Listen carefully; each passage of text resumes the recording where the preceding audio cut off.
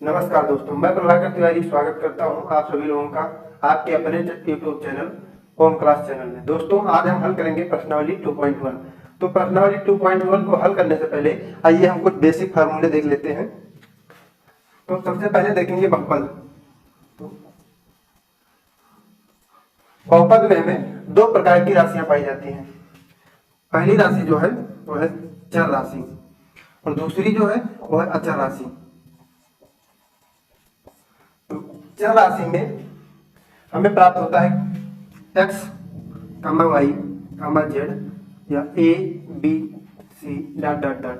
जो अचर राशियां होती हैं उसमें हमें प्राप्त होगा कि 1, 2, 3, 4 या फिर -2, -3 डॉट डॉट डॉट डॉट ऐसे आगे बढ़ते जाएंगे। ये अचर राशियां होती हैं। अब जो बहुपद है इसके कुछ भाग हम देख लेते हैं। तो सबसे पहले हम देखेंगे सबसे पहले जो हम देखेंगे वो हम देखेंगे कि रेखीय बहुपद।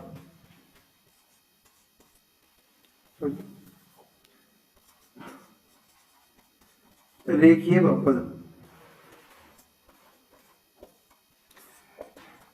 रेखीय बहुपद किसे कहते हैं? तो रेखीय बहुपद में जो चर होती हैं उनकी घातें एक पाई जाती हैं।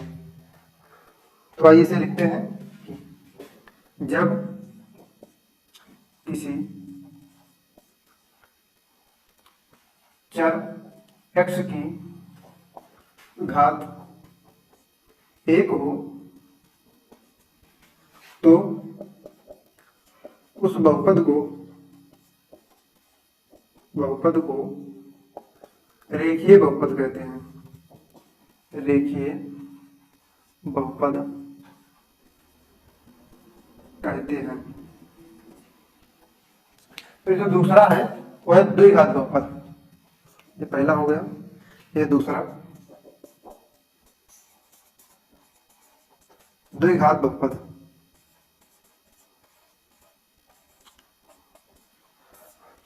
जो द्विघात बहुपद होती है इसमें जो चर होती है उसकी घात 2 पाई जाती है, इसीलिए इसे द्विघात बहुपद कहते हैं।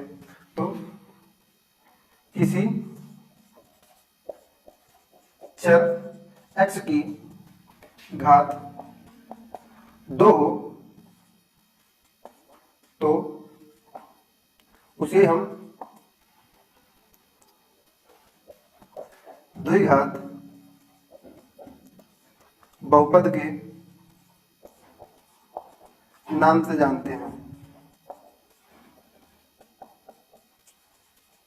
अब हम इसके कुछ उदाहरण देख लेते हैं। लिखते हैं उदाहरण कि हम द्विघात बहुपद किसे कहेंगे। तो उदाहरण पर हम लेंगे कि 2x स्क्वायर कामा 4x स्क्वायर प्लस 3 कामा 3x square plus 2x plus 1। और रेखीय बहुपद के एग्जाम्पल हम लिख लेते हैं थोड़ी सी जगह में। एग्जाम्पल उसका होगा कि 2x, 3x प्लस 1 x इत्यादि जो आएंगे वो रेखीय बहुपद में आएंगे। अब हम देखते हैं इसके तीसरे को।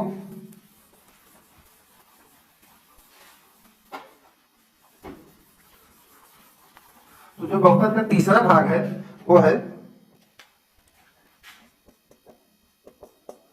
त्रिघात बहुपद। त्रिघात बहुपद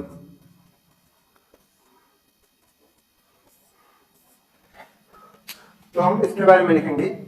त्रिघात बहुपद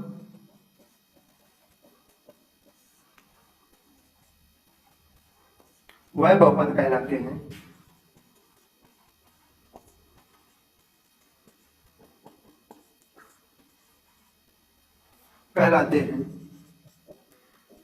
जिनके चर x की घात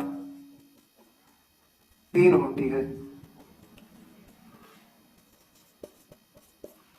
हम इसका एग्जाम्पल लिखेंगे, उदाहरण। तो उदाहरण में हम लिख सकते हैं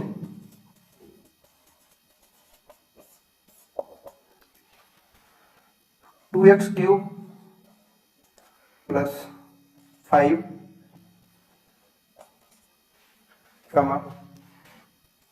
3x³ + 4x + 5, और लिख सकते हैं कि 8x² सॉरी 8x³ + 2x² + के 4x + के 1। तो आइए बढ़ते हैं अपने क्वेश्चन नंबर 1 की तरफ और देखते हैं क्वेश्चन नंबर 1 क्या कह रहा है। जो क्वेश्चन नंबर 1 है वो कह रहा है कि निम्नलिखित व्यंजकों में कौन कौन एक चर में बहुपद है और कौन कौन नहीं है, कारण के साथ अपना उत्तर दीजिए। तो हम यहां पर देखते हैं कि ये जो चर है x², इसकी घात 2 है, जो कि एक प्राकृत संख्या है। तो हम लिखेंगे कि यह एक चर बहुपद है, क्योंकि जो चर x है,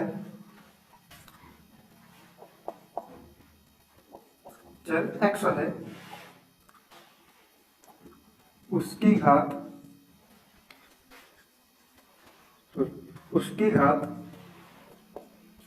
एक प्राकृत संख्या है।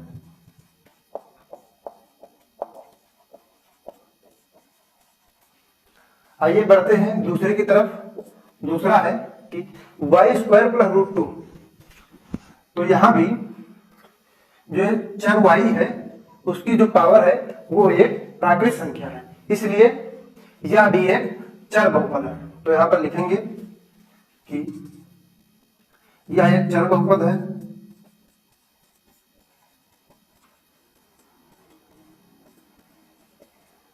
क्योंकि जो चर है जो चर y है उसकी घात एक प्राकृत संख्या है।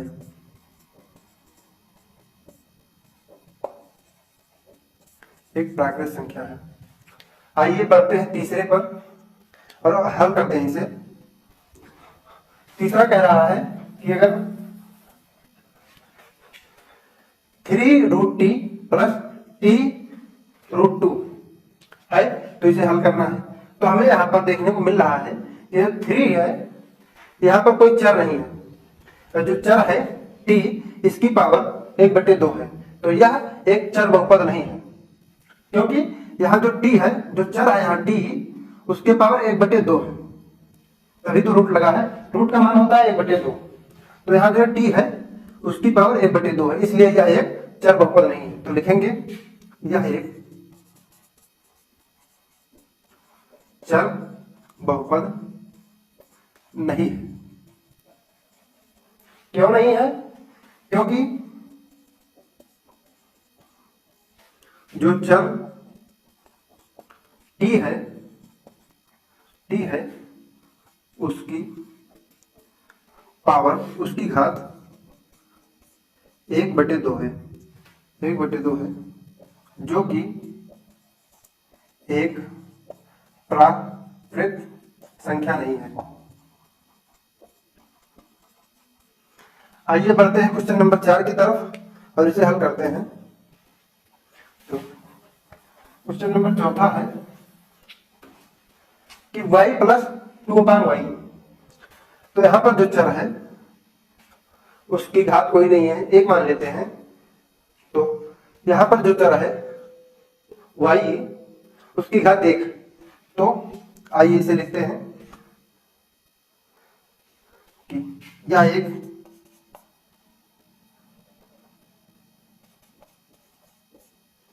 चर बहुपद है।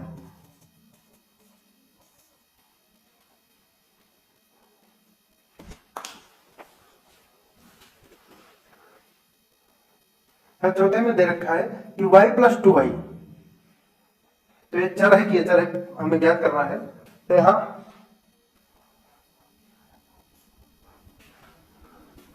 y की पावर 1 है, तो यह एक चर बहुपद है, क्योंकि यहां पर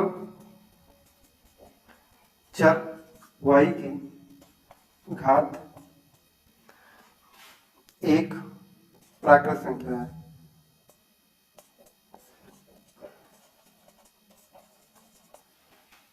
आइए बढ़ते हैं क्वेश्चन नंबर 5 की तरफ और इसे हल करते हैं। तो देखते हैं क्वेश्चन नंबर 5 कह रहा है कि x की पावर 10 प्लस y की पावर 3 प्लस t की पावर 50। तो यहाँ पर ये जो तीनों हैं यह एक चर संख्या है, इसलिए यह चर बहुपद नहीं है, क्योंकि यहाँ पर जो दी गई संख्याएं हैं वो सभी चर हैं और हमें इसमें एक अचर होना आवश्यक है, अतः यह एक चर बहुपद नहीं है। यहां यह एक चर बहुपद नहीं है, इधर लिख लेते हैं कि यह एक चर बहुपद नहीं है, क्योंकि दी गई तीनों संख्याएं चर संख्या है।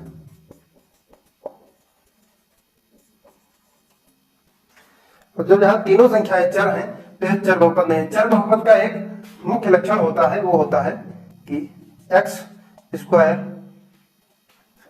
प्लस 2x प्लस 1 इस फॉर्म में होना चाहिए, जो कि हमारे कहने का मतलब है अगर जो चर बहुपद होगा उसमें तो पहले एक अचर होगा, एक चर होगा प्लस एक अचर होगा, इसमें हमें चर और अचर दोनों होना चाहिए।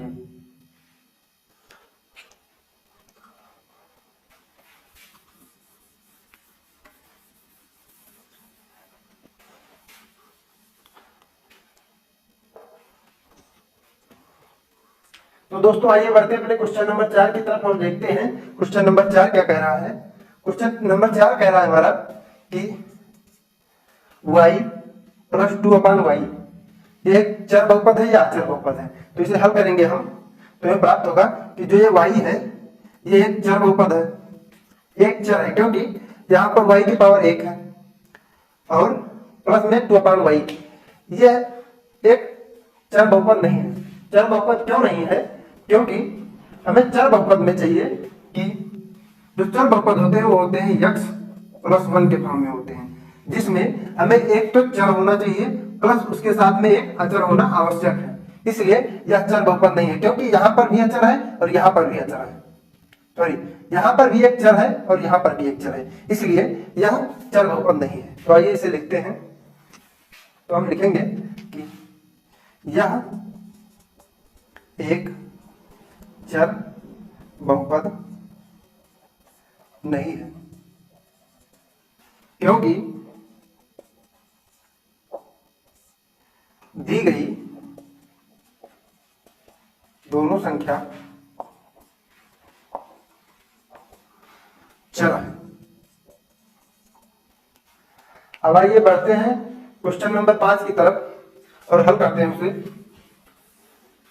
क्वेश्चन नंबर 5वां कह रहा है कि 10 x की पावर 10 प्लस y की पावर 10 प्लस t की पावर 50। तो यहां पर हमें जो दी गई है संख्याएं वो तीनों चर संख्याएं हैं। तो हमें अभी हम पहले बता चुके कि जो चर संख्याएं होती है, चर बहुपद होता है, उसमें हमें एक तो चर प्लस में एक अचर दोनों होना आवश्यक है। अब यहाँ पर तीनों संख्याएं चर है, इसलिए यह एक चर बहुपद नहीं है। तो हम लिखेंगे कि यह एक चर बहुपद नहीं, क्योंकि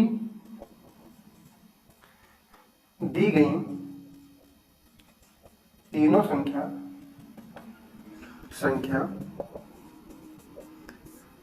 चर संख्या है।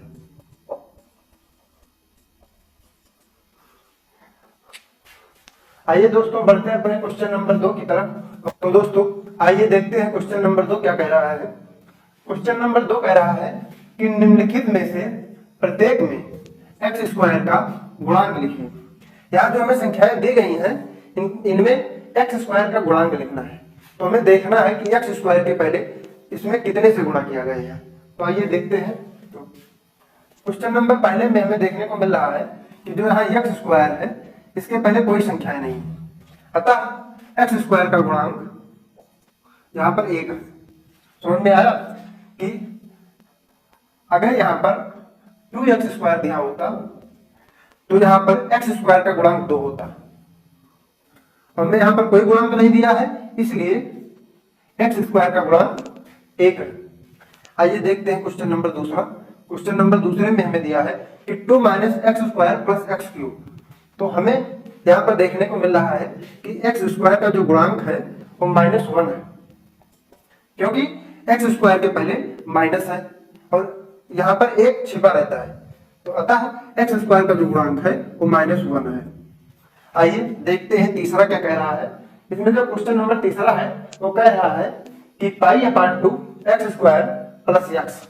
तो हम इसे जब हल करेंगे यहाँ पर देखेंगे कि एक्स स्क्वायर का गुणांक क्या है। तो हमें यहाँ देखने को मिल रहा है कि एक्स स्क्वायर का जो गुणांक है वो π/2 है।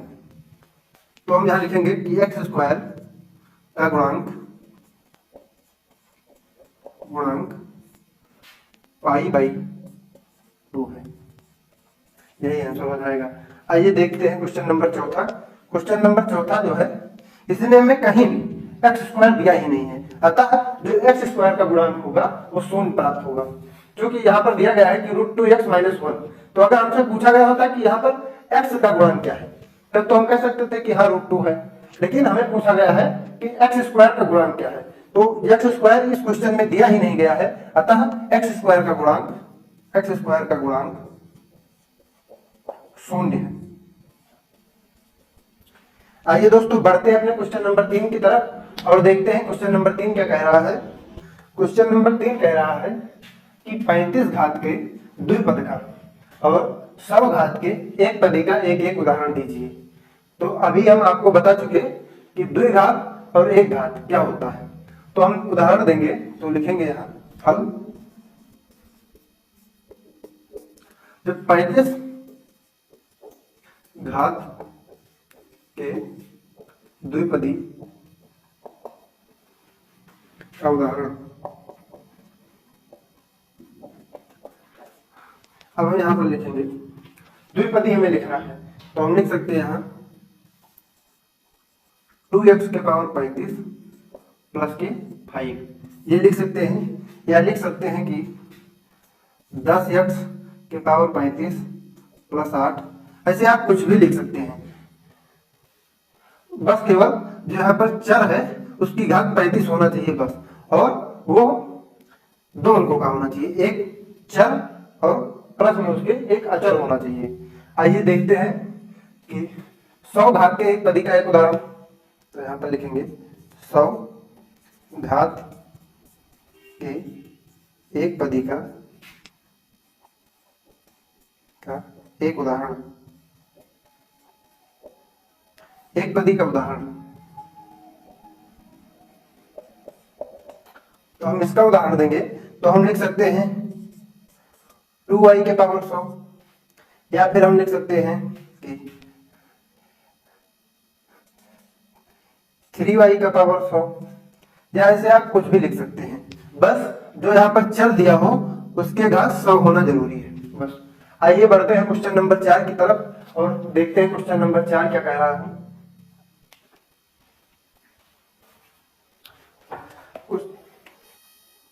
तो दोस्तों आइए देखते हैं क्वेश्चन नंबर 4 क्या कह रहा है। क्वेश्चन नंबर 4 कह रहा है कि निम्नलिखित बहुपदों में से प्रत्येक बहुपद की घात लिखिए। तो हमें जो है बहुपद दिए गए हैं इनकी घात लिखना है। तो जब भी हमें क्वेश्चन देखने को मिले तो हम इसमें सबसे बड़ी घात जो संख्याओं की होती है उसी को लिखते हैं। तो हमें यहाँ दी गई है कि 5x³ plus 4x² plus 7x। तो हम यहाँ लिखेंगे कि जो इसकी घात में प्राप्त होगा वो होगा x = 3। ये अपना आंसर हो जाएगा। यहाँ जो हमें घात प्राप्त हुआ वो सबसे बड़ी घात यहाँ पर 5x³ है, तो इसलिए जो हमें यहाँ घात प्राप्त होगी वो 3 प्राप्त होगी। आइए देखते हैं क्वेश्चन नंबर दूसरा। क्वेश्चन नंबर दूसरे में दिया है कि 4 - y², 4 - y², तो यहाँ जो y² है ये सबसे बड़ी घात है, तो हम यहाँ पर लिखेंगे कि जो हमें घात प्राप्त होगी वो y = 2 प्राप्त होगी। आइए देखते हैं क्वेश्चन नंबर तीसरा। क्वेश्चन नंबर तीसरा क्या कह रहा है? क्वेश्चन नंबर तीसरा कह रहा है कि 5t - √7, 5t - √7, तो हमें जो घात यहाँ प्राप्त हो रही है वो हो रही है 5t⁻1 है, तो यहाँ जो हमें घात प्राप्त हो रही है वो 1 प्राप्त हो रही है, t की घात 1 प्राप्त हो रही है, ये आंसर हो गया। जो क्वेश्चन नंबर चौथा है तो उसमें यहाँ पर कोई भी चर राशि नहीं दी गई है, अतः ये तो पहले से बहुपद नहीं है, फिर जो इसकी घात है वो हमें घात 0 प्राप्त होगी, यही आंसर हो जाएगा। तो जब कभी भी हमें किसी बहुपद की घात ज्ञात करना हो तो हम वह घात लिखेंगे जो सबसे बड़ी हो। तो आइए बढ़ते हैं क्वेश्चन नंबर 4 की तरफ और देखते हैं क्वेश्चन नंबर 4 क्या कह रहा है। सॉरी, क्वेश्चन नंबर 5 देखेंगे। क्वेश्चन नंबर 5 क्या कह रहा है? तो दोस्तों आइए देखते हैं क्वेश्चन नंबर 5 क्या कह रहा है। क्वेश्चन नंबर 5 कह रहा है कि बताइए कि निम्नलिखित बहुपदों में कौन कौन बहुपद रैखिक है, कौन द्विघाती है और कौन त्रिघाती बहुपद है। तो हम आपको वीडियो शुरू में ही बता चुके हैं कि रैखिक बहुपद किसे कहते हैं, द्विघाती बहुपद किसे कहते हैं तथा त्रिघाती बहुपद किसे कहते हैं। तो आइए देखते हैं क्वेश्चन और हल करने का प्रयास करते हैं। तो हम देखते हैं क्वेश्चन नंबर फर्स्ट को, वो कह रहा है x² + x, ये रैखिक बहुपद है या द्विघाती बहुपद है या त्रिघाती बहुपद है। तो जब किसी चर x की घात 2 हो तो हम उसे द्विघाती बहुपद कहते हैं।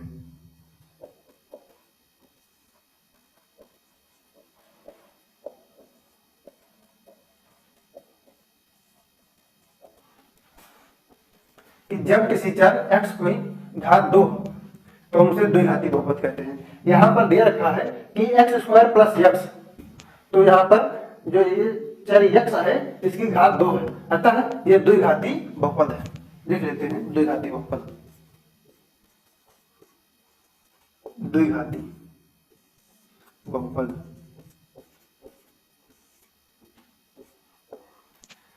क्वेश्चन नंबर दूसरा है कि x - x³, x - x³, यहां पर जो घात दे रखा है हमें वो दे रखा है x⁻3, तो यह त्रिघाती बहुपद है, क्योंकि जब किसी चर x⁻3 होती है तो हम उसे त्रिघाती बहुपद कहते हैं। तो यह त्रिघाती बहुपद है, लिख लेंगे इसे, यह त्रिघाती बहुपद है, त्रिघाती बहुपद है। आइए बढ़ते हैं क्वेश्चन नंबर तीसरे की तरफ। क्वेश्चन नंबर तीसरा है कि y + y² + 4, y + y² + 4, तो यहां पर हम देखेंगे कि सबसे बड़ी घात क्या है। तो यहाँ जो चर y है उसकी घात 2 है, अतः ये द्विघाती बहुपद है। तो हम लिखेंगे कि चर y की घात 2 होने के कारण यह बहुपद द्विघात बहुपद है। आइए देखते हैं, इसे लिख लेते हैं द्विघात बहुपद। आइए देखते हैं क्वेश्चन नंबर चौथा।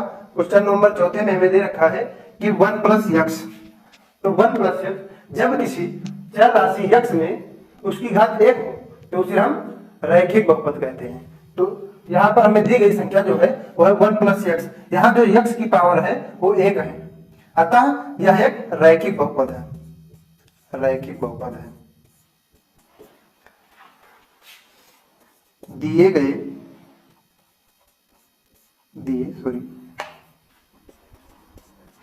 दिए गए प्रश्न में चर x की घात 1 है, अतः यह एक रैखिक बहुपद है। आइए बढ़ते हैं क्वेश्चन नंबर 5 की तरफ। क्वेश्चन नंबर 5 में दे रखा है कि 3t। क्वेश्चन नंबर 5 है 3t। तो 3t में हमें बताना है कि यह कैसा बहुपद है। तो यहां जो हमें चर t दे रखा है इसकी घात 1 है, अतः यह भी एक रैखिक बहुपद है, क्योंकि यहां जो t है उसकी भी घात 1 है, अतः यह एक रैखिक बहुपद है। यह एक रैखिक बहुपद है। देखते हैं क्वेश्चन नंबर 6। क्वेश्चन नंबर 6 में है कि आर स्क्वायर। अब आर स्क्वायर को बताइए कि यह एक रैखिक बहुपद है या द्विघात बहुपद है या त्रिघात बहुपद है। तो हमें यहाँ पर दिख रहा है कि जो चर आर है इसकी पावर 2 है। तो जब किसी चर की पावर 2 हो तो हम उसे द्विघात बहुपद कहते हैं। तो यहाँ हम इसको लिखेंगे कि यह द्विघात बहुपद है, द्विघात बहुपद है। आइए देखते हैं क्वेश्चन नंबर 7वां, जो कि इस प्रश्नावली का लास्ट क्वेश्चन है। देखते हैं, हमें दिया गया है कि 7x3। तो हमें जो यहाँ पर चर x दिया गया है इसकी पावर 3 है, अतः यह एक त्रिघात बहुपद है। क्यों त्रिघात बहुपद है? कि जब किसी चर की घात 3 हो तो हम उस बहुपद को त्रिघात बहुपद कहते हैं, अतः यह एक त्रिघात बहुपद है। तो हम लिख लेंगे त्रिघात बहुपद, त्रिघात बहुपद। तो दोस्तों प्रश्नावली 2.1 समाप्त होती है। आपको मिलते हैं नेक्स्ट वीडियो में, तब तक के लिए जय हिंद।